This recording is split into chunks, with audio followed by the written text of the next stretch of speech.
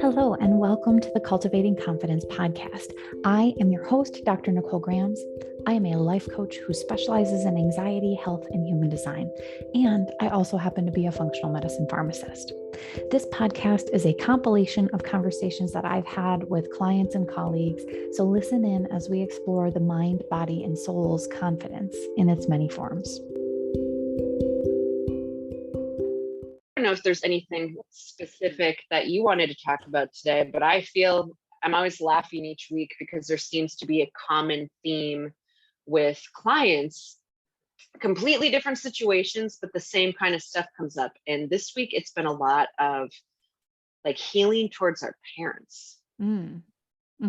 So just and like father healing specifically has come up.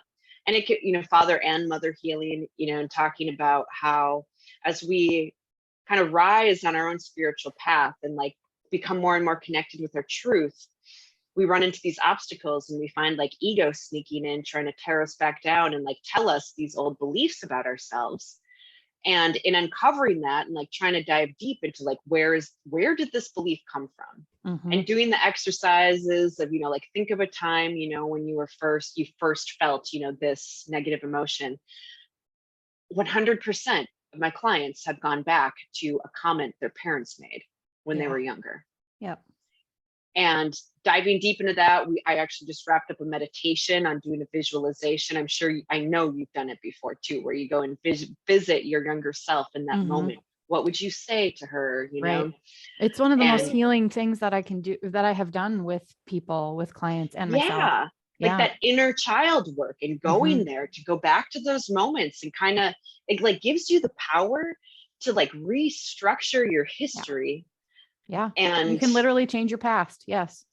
Yes. And it seems crazy, right? Like that happened so long ago. How could I change anything? But that power of visualization and just going there, visualizing being with your younger self and telling him what they needed to hear.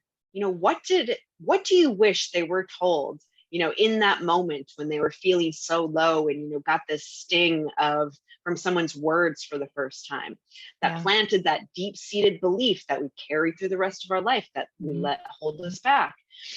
And like giving yourself permission to go back to that and having the power to feed them, with encouragement, with love, with compassion, and all the words, all the support you wish you got at that time. It is absolutely true that you have the power to do that anytime. Yeah. And it's so fun. I love doing this in meditation where I can just watch my clients like relax even more. You can almost like feel and see the weight coming off of their shoulders when they give themselves that gift of those healing words, what they needed. And then almost picturing your life and fast forward up until now, like imagine how that would change how you feel about yourself through the rest of your life from that moment on. Yeah. And then meeting yourself back in this moment and just the smiles on their faces. And when we come back out of meditation, it's like, one of my clients that I had go through the inner child meditation with me, because each one that I do one-on-one is completely custom. And, you tell me where you are and we'll feed that into the story. You don't have to tell me any of the situation if you don't want to, what it is, all that sort of thing. But she was really resistant to the idea of doing it. I think because she knew that it was going to be this big transformative, like feeling thing, and feeling was not what she was really interested in that moment quite yet. Cause we were new to coaching and it was just, I finally talked her into it one time. Well, it was only a couple sessions in, but I talked her into it. I'm like, I really think this will help. Like, I can't tell you how much I think this will help in this moment with what you're struggling with. And we went into it, felt all the feels. And you're right. Like just there was initial resistance to like going in there. And I'm like, no, I got you. I'm gonna hold your hand the whole time. This is a safe space for you to be able to feel all of the things and be completely honest, because nobody's going to hear about it except for us, unless you want to tell people about it. Right. And it's such a tender, like, moment. And I'm so honored to, like, I'm getting choked up right now because every time I do it, I'm like, honored that I'm the one that gets to take them through this. Exactly. And because you know how profound that healing is. Yeah. And perhaps we feel it so strongly because, I mean, we're all human. We've all experienced something, whether it's that one moment or many moments that beat us down, that, again, planted those seeds of negative beliefs. And we know how painful it's been to keep believing them over all this time. And to be able to join someone on that just wildly intimate and vulnerable moment to support them through feeling all the feels, because that's really all we need to do, is to allow ourselves to go there, to face it, to feel it just for that brief moment, to realize, oh, this, like everything else, is temporary. Right. This feeling I've been avoiding and resisting for so long, and so many people do it. I did it for a long time too, resisting going back. No, I can only look forward, and keep moving forward and make things better. I can't look back at the past. It's too painful. Yeah. But if you let yourself do it, it's amazing how, like we said, you can change your whole history. Yeah. And looking back on that pain and experiencing that pain with the adult brain that you have is so transformative, because like when the last time I did it, I don't know. I've done it a bunch of times. But like looking back on it, I can see that my child self had no idea what was happening and took all of this and internalized it. And when you look at it as an adult, when I'm like at this point, I'm older than my mom was at the time, right? So I have all this experience. I've done all this work. I can look on it with fresh eyes and see a lot less judgment on everybody all around. And also just like explain to inner me that, it's really scary right now and you don't understand what's going on, but this is what's going on. I'm going to help explain it to you in a way that you understand, because you're me now.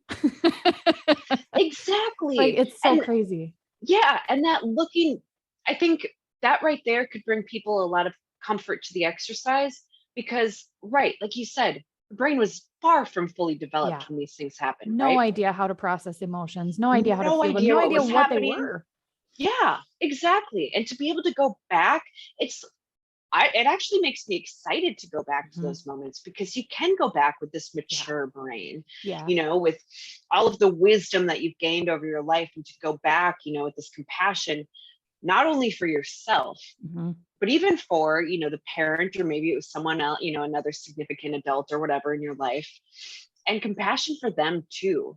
To understand, again, when we're younger and we don't know any better, when someone tells us, you're a bad person, or you did this wrong, or whatever, in picking us apart, we take it in, like you said, internalize it and believe it for truth. Because especially our parents, I thought every word that came out of my parents' mouth was absolute truth. Oh yeah. And you thought they know what's going on. Our parents. This is how the world works. Yeah, exactly. They've got it all figured out. And we think, that they have it all figured out, that they know everything, that they're adults now, right? So there is no pain, there's no whatever. And now that we grow up as adults, we see, oh, wow, we are all messed up, and we're going to be until the day we pass on. Yep. And bringing that compassion to the person that said the hurtful words, I think is just as powerful, because you can recognize, they weren't speaking, out of their own truth, right? Like, it was their ego speaking out of fear, out of, whatever pain they were experiencing, a lot of unprocessed pain they were still harboring, and just projecting it on us. Yeah. And it's so much easier to see it when you look back after having done some healing. Yeah. And I like taking them back as kind of viewing it from a bird's eye view, imagining like your highest self watching the scene from further up and above. And you can see it with so much more compassion, versus looking at it through the eyes of this young, vulnerable, kind of clueless child, or, whatever age you were. And being able to observe it and like look at yourself from the outside is a really interesting experience in itself, right? Yeah.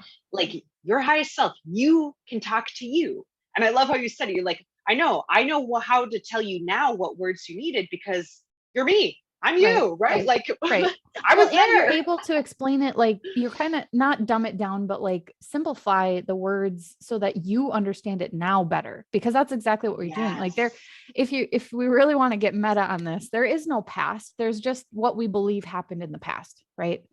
And Right. It's the that might be a bit story. out there for some people listening, but it's Oh, we'll have to 100% dive true. deeper into that over just like the present moment, the now. Yeah. Past does not exist. The Yeah. future doesn't exist. Right. I All think you have is right now. right. And the simplest way to say it is like, when the past happened, it was in the now. Yeah. When the future happens, it will be in the now. Yeah. This is the only moment that ever truly exists. So Right. anything of the past that we recall by memory is We're simply our own remembering right now. story. Yeah. Our own, like our own mental story of it, our own own, what's the word I'm Projections looking of for? what happened. Projection of it. Yeah. Yeah. And like the beliefs wrapped around it. Like, Yep. when you think about it, in a tough situation of the past, it can like immediately bring up icky feelings and that like resistance. But while resistance goes up, oh my gosh, I don't want to go there. I don't want to feel it. But to even, first acknowledge that all I'm feeling is that projection, right? This belief, the story my mind created around that event that no longer exists. Take a look at like, if it's, since we're on the topic of family, like if you have a brother, sister, mom, and dad, and 10 years later, even less than that, maybe even the next week, you look back and you tell the story of what happened, each one of them is going to tell it differently. And that's how we know the past is only in our mind. It's only our perception of what happened. Exactly. And we have the power to change that perception in hindsight. Right. And there's the magic right there. Like, that is how you literally change the past. Yeah. Because the past does not exist anymore. Only your story of it does. And it takes just that shift in perspective to go back and watch that view, right, from the highest self, that bird's eye view, and just look at it with compassion and really be able to see, what was really there, to be able to retell the story, retranslate it with more understanding, more compassion, infuse healing into it. And then imagine, the impact having that then would have made on the rest of your life. And infusing that same love, that compassion into every other event in your life, whether or not, I'm sure there's plenty of other specific ones, because, the lessons we need to learn tend to repeat themselves, perhaps different people, similar situations, and being able to infuse that same love into all of them. It's like, or else they're just going to keep coming until you learn the lesson. So really it's like, okay, we got to do this work and go back and face it. And like, it's just like ripping off a Band-Aid. We can get so nervous over, oh my gosh, the Band-Aid, it's been stuck for so long, it's going to hurt so bad if I do it. It takes less than a second to rip it off. And then you're like, oh, wow, thanks. Geez, that feels a lot better. Have you done any inner teenager work? Yeah, well, I'll kind of like, it depends on where we're at with the client, and what situation. Because I often just ask, think of the first time that you felt this emotion. So sometimes, most of the times, it goes way back into childhood. Right. But a lot of times, where it starts, for sure. It's teenage years too. Because sometimes, when you think of your life in reverse too, right? Like you're zooming back and you might get hung up on something that seemed like bigger as a teenager, right? Like you back up to that point, you're like, whoa, this is a big one. But then we can often dive into that situation, do the same kind of healing work, and then realize, oh, wait, then that stems another memory that goes even further back. Right. What I have found in like doing specifically child versus teenager years, like a lot of the angst and anger and frustration and bitterness like happened mostly in my teenager years when I was trying to figure out who I was. And still, again, looking back, nobody else around me knew who they were either, but I thought they knew. But like, it can be so healing to like, because it's a very different experience from my experience to go back to like 7-year-old self versus 14-year-old self. Like what I was doing at 14, we needed to have a chat with 14-year-old Nicole, right? Like we needed to have a real chat about self-respect and about loving yourself and about all of these things, right? That were not present in that time. And it is such a transformative experience that wouldn't mean anything if I went farther back than that. Interesting. I like that approach too. That actually stemmed for me, when I started doing this work, I got caught up on the teenage years myself, because there are a lot of like major obvious traumas and like obvious, troubles going on in those years. But what was interesting for me is that, okay, I needed to go back to my teenage self, like needed to make a lot of peace with her. But when I did that, that's when I like first started diving deper and further back into childhood, because I realized a lot of my behaviors and like acting out and like manifesting, kind of dangerous and really painful experiences for myself as a teenager were the result of beliefs that were already long, deep seated within me that I didn't even realize. So that's interesting. It is, and it could go either way. Oh yeah. And it completely depends on what you're hung up on and what you're trying to do with your life. Because like expanding in different ways, like I always like to make the comparison of like, if you're putting a pool in the backyard, you don't have to dig out all the boulders underneath the lawn in order to put the pool in. You just need to dig the ones out where you're going to put the pool. If you have a little pool, then you don't have to dig out as many. But if you're making the entire backyard and you're making it a 10-foot deep pool, you got to dig some boulders out, right? So it depends on what kind of pool you want in your backyard. And you can apply that to whatever context you want in your life. But like, whatever boulders are in the way are the ones that you need to address. And wherever those stem from, in whether it's childhood or, teenage self or even early adult self, like that's where you need to look. Interesting. I like that analogy. Like you don't have to dig up the whole yard. Nope. And a lot of people are content with having no pool in the backyard, and that's completely fine, right? It's a lot easier. Right. Yeah, that's true. Yeah. But I do like that though. And like thinking, maybe it can be really intimidating in first considering doing these exercises and going back to these painful moments. Like you said, maybe just that fear alone is why, like, oh, I don't want a pool. I don't need a pool. Yeah. Perhaps is that part of it? Just being afraid of like, I just don't want to deal with digging it up. It's easier not dealing with it. Right. That might work for you. And for a lot of people, it tends to work, through their entire life. Yeah. But for most of us, we need to dig something up. Yeah. And then it's like, am I compromising? Like, do I really not want that pool? Or am I just settling, to avoid doing maybe a hot tub would be fine, right? I'm all for a hot tub. Outdoor hot tub? Absolutely. I would love to be in one right now. It is cold outside. Come on, spring. We're almost there. Yeah. So, no, that's beautiful. I really like that because, you can decide, and maybe perhaps your pool just grows over time. It doesn't have to be this huge, the concept of like, you don't have to tear up the whole yard and find every single boulder, every like painful memory and deal with it all at once. Right. That of course sounds horrible and intimidating. Yeah. Or for some of us, it's like, let's go. But also we don't need the whole, like that's sort of like, I've noticed in myself, like I wanted to keep going deeper and keep going deeper and keep going deeper. And yes, while that's helpful, there's a certain point where you need to stop going deeper and start going forward instead.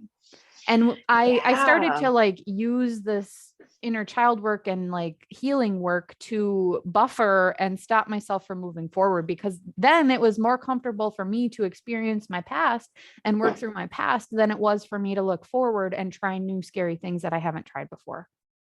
That's really interesting too. Yeah.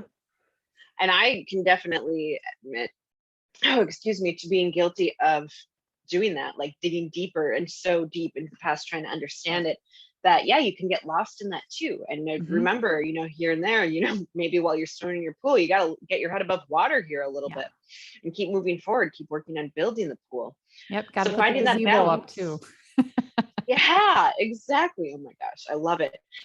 And keep allowing yourself to progress forward to new projects, right? Yeah.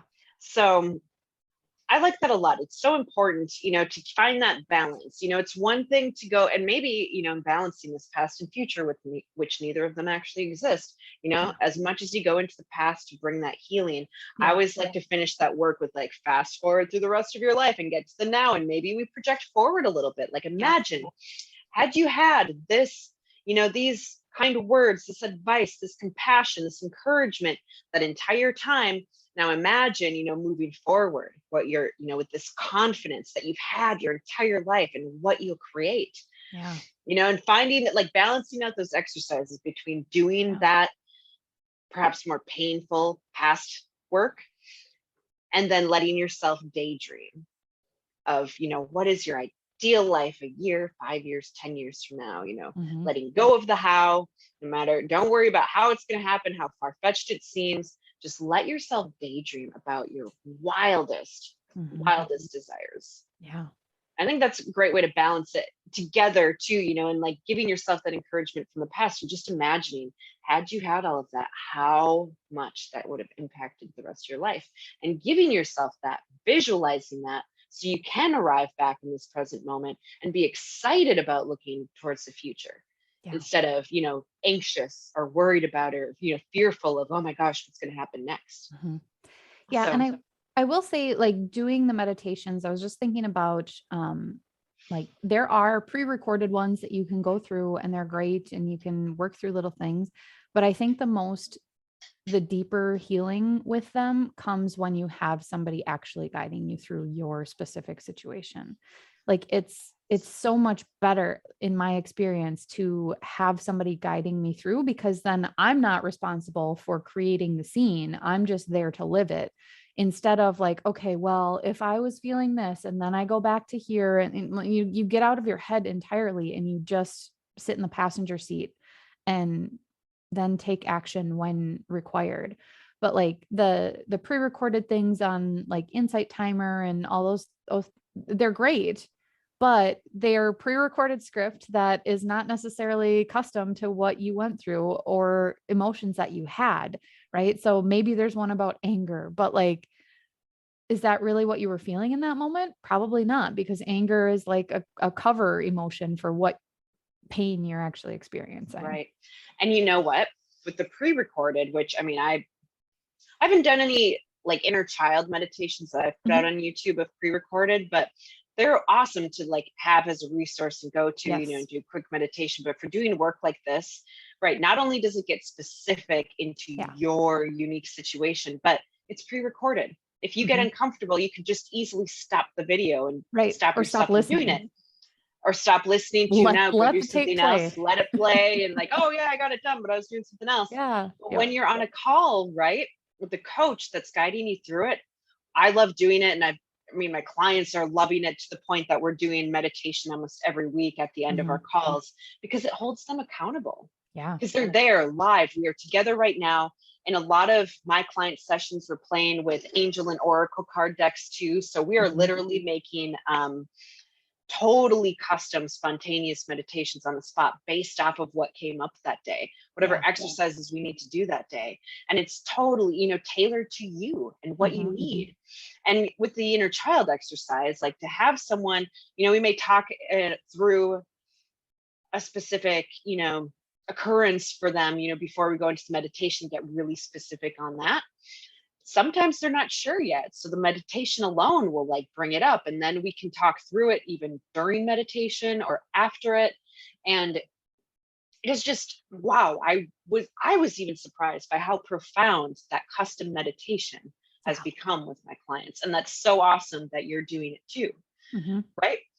I mean, similar minds, right? And like similar methods, different people, different ways of speaking, different truths. We have different experiences. Our voice, out there to the world, our messages are different. But I mean, it's so cool to see, these same like fundamental basics, being expressed in different ways. And it's all just about finding, who resonates with you. You're going to know, even like through these videos, right? You can find, gosh, endless numbers of videos out on YouTube or Insight Timer, whatever you're using for these things. And if you're looking for a coach or, some kind of guidance, like, thank goodness that we have the internet these days. You can connect with someone all around the world. And you will know, you can feel their energy. I know it's not as intimate as being face-to-face in person, but how amazing is it that we have this technology now where we can connect in this way? We can still see each other face to face in real time and support each other from anywhere in the world. Yeah. You'll know it. You'll hear it. Some of people listening might resonate more with your voice and think that mine's really annoying, like Absolutely. it's I mean, you are super annoying, Krista. right. See, I mean, plenty of people may think so, and you just find, like a person's voice, the way they speak, what they're talking about, like you will find who resonates with you. And I encourage anyone listening, whether it's Nicole or I or someone completely different that you listened to recently, like, why not reach out and give them a call? What would it hurt to, reach out to someone that you can feel? You can feel it in your gut, like, ooh, wow, I really resonate with what they have to say. Maybe I should get a hold of them. Like, why not reach out? Yeah. And just see what happens. You never know where it'll go. And perhaps, that could be the first step for you in really, making peace and breaking free from any of this past pain, whether or not you're aware of exactly what it is or not. I mean, that's the point of coaching, right? To help you discover that. Yeah. And to free yourself from it, to truly heal from anything that's holding you back so that you can take, receive that inspired action, and move forward and really take your power back in creating the life that you really desire. Yeah.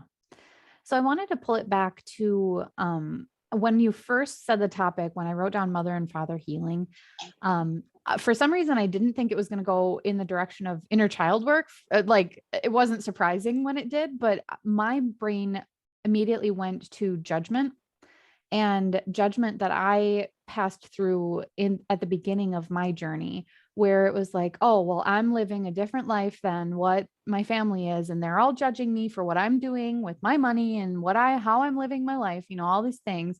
And it was really kind of a slap in the face when I realized, oh, well, what I am doing is judging all of them and calling it theirs, right? Like that's not at all what was happening. And like, it took a coach to be able to say like, well, have they said that to you? I'm like, no, not once, but like, there's a look or there's like a noise that they make. Like, okay, so you're making a look and a noise that couldn't mean anything. And you're taking that and making it mean that they're judging you. Even if they are, is that a helpful thought to have? I'm like, well, I guess not. How can you live in less judgment of them? How do you turn it around? Like Byron Katie's work. I How do you was turn just it gonna around? bring that up. Yes. Yeah. How do you turn it around on yourself? And how do you stop judging them? Even if they are judging you, how do you stop judging them for judging you? Right. Right. Because we have no control over what anyone else does. Yeah. What they say, what they think, we can never. And oh man, speaking of mother and father healing, our parents tend to be the ones that we seek the most approval from. And when we don't get that, it can be really frustrating. Yeah. And then it's this game of, are they judging me? Am I judging them? Who's judging who? What's happening? And to just make peace with that and try it, like all we can do is work on releasing our judgment, of removing our judgment from it. Whether or not they're judging us or not, we have no control over what they will do. But we have control how we feel about it, how we think, how we respond to it. And I love that, like Byron Katie, I was about to mention it, and then you said her name. I'm like, yes, the 4 questions. If you haven't read Loving What Is, her 4 questions on like any judgmental thought around anyone, which could include ourselves, is that thought true? Is it 100% actual fact? Yeah, like there's no way that it couldn't be. Right. Right. And we come to find in almost any statement, like in your example, my family doesn't approve of what I'm doing. But they haven't actually said that. It is not absolute. I have fact. No proof. It's a story I made up. Right. And then we ask the 3rd question, I think, is how would you feel if you dropped that thought? Yeah. And that's a profound moment. In this case of how would I feel if I didn't believe my family was judging me? Like what? Every time we get to that question, with any client, again, I can see like the weight lifting of like, oh, I'd be a lot happier. I'd be a lot more confident. Oh my gosh, I would do this and not worry about what they thought, because that thought wouldn't exist. And then the last question being, how do you turn that around? What's the exact opposite of that thought? And there's different ways to do it, where in your example, I think you already said it, my family's judging me. How do you turn that around? I'm judging my family. I'm judging me. I'm judging me. Yep. There's usually a couple ways to turn it around. And man, when you turn that around on yourself, again, You are the only one that has control of your thoughts, of your own judgments. So we've got to turn it around on ourselves. Might not seem fun to do at first, but once you do and you're like, I judge myself. Yeah. I judge them. Oh, I think that was a bigger piece of humble pie for me of like, look how bad I'm judging them. You know what? This is ridiculous. So true, because it's more, in this world of like, oh, I'm a perfectionist, of course self-judgment almost seems like a requirement these days, right? We are so hard on ourselves that that's easier to accept. Oh yeah, of course I judge myself. I do it all the time. We're like, own that proudly, but we don't like to say, especially when we feel judged, it seems so backwards and almost like offensive to say, I'm judging them. Yeah. Like ego gets hit real hard in those moments. And it's just like, ooh, it's like cowering in the corner and you're like, I'm so sorry. I didn't mean it. Right? Like, we're not judging anybody. It's fine. Yes, you are. You absolutely are. And when you're willing to look that straight in the eye, right? When you're willing to take the mirror and look at yourself and say, like, how am I creating this situation for myself? What's my role in it? That's where your power truly lies. Again, we can't control anyone else. And it's so easy to think, oh, well, if they changed and if they'd stop doing that and they'd stop saying this, then I'd be so much better. You have no control over anyone but yourself. Yeah. So how can you change your perspective? Yeah. How can you be aware, maybe even of the unconscious judgment that we project on others? I mean, I say all judgment is self-judgment. It all comes back to how we're judging ourselves, right? And we worry that others are judging us because we are judging ourselves and because we are judging them too. I mean, it's human nature. And in this society that we live in, where we're constantly comparing, of course we're judging. And actually, like, part of just being human is like, it's survival, right? We are made, our brains are wired to judge everything we look at. Right. Whether it's safe or unsafe, and it's gotten so familiar, right? That we're even looking, I'm looking at this mug. Do I like this shade of blue? We don't even register what we're judging. Oh, that's an ugly color. Oh, why are they wearing that dress? Oh my gosh, I can't. Did you look in the mirror today? I know anybody can relate to this, of these unconscious judgments that we might even catch in our own mind of like, oh, damn, did I just really think that? Yeah. And just becoming more aware of that, not only sets them free, it sets you free of that judgment. Yeah. How would I feel without that thought? And how would you feel if you believed that everyone was doing the best that they could? Right. Yeah. I've been listening to a lot of Brene Brown lately. I've been just like fangirling again. I go in cycles, as many of us do. I know. But there's one conversation that sparked when as we were talking about this, is that, do you believe that people are doing the best that they can? And most people default to no, everybody's lazy, they're stupid, they're ignorant, they're whatever. And she said she was talking to a group, I think of priests or like pastors or something like that. And she's like, write down a person's name who you think is not doing the best that they can. And then she's like, all right, so everybody has their name of someone that they know is not doing the best that they can. What if God came down and told you the person on your paper is doing the best that they can? And she said, like, half of the room just crumbled right then and there because they realized how judgy they were being. And people's best looks messy sometimes. People's best looks really shitty. I mean, to take it into perspective, right, is like, imagine yourself at your worst. One of the hardest, most painful experiences you've ever been through, where you felt like you were scraping rock bottom in a complete mess. In those times, you were still doing your best. And isn't it crazy how we can be so quick to judge, what someone else is doing based off of our perspective and where we're at in the moment, but we have no idea what anyone else is going through. Yeah.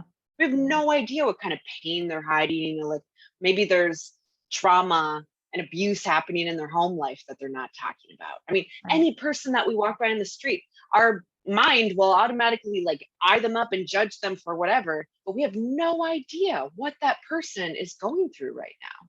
Maybe they just lost a loved one. Maybe they just got in a fight. Maybe a lot of shit is falling apart for them right now. And then we're judging, oh, you're not doing your best. Come on, step it up. Right. So I always neither am I. Thanks a lot. Right. Right. Gosh. I mean, I think that's the most important part of being human, is to accept the fact that we are human. None of us are perfect. No. And this idea that we can strive for perfection and even have the right to judge anyone, including ourselves, every day is different. We're all carrying a different load every single day, and we all are doing the best that we can in any given moment. And that's going to change every day. That could change every hour, minute by minute. But if we can let go of those thoughts of judgment, perhaps as they pop up, we can start catching ourselves more often. Like, oh, whoa, do I really mean that judgmental thought? No, I can drop that. Yeah. How would I feel without it? Just keep asking yourself. Any feelings, any thoughts, any judgments, whether about you or someone else, and you have a thought that like stirs up a little ickiness in your stomach and it just does not feel good. How would you feel if you dropped it? Again, the choice is yours in this current moment. Even something that happened 10 seconds ago does not exist. Yeah.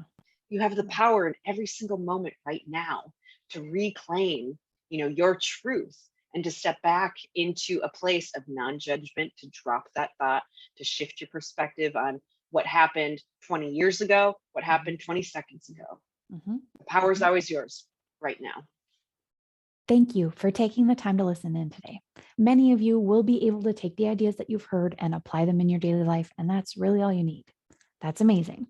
But for those of you who could use a little one-on-one help with how to make these things actually work for you in your real life, please reach out.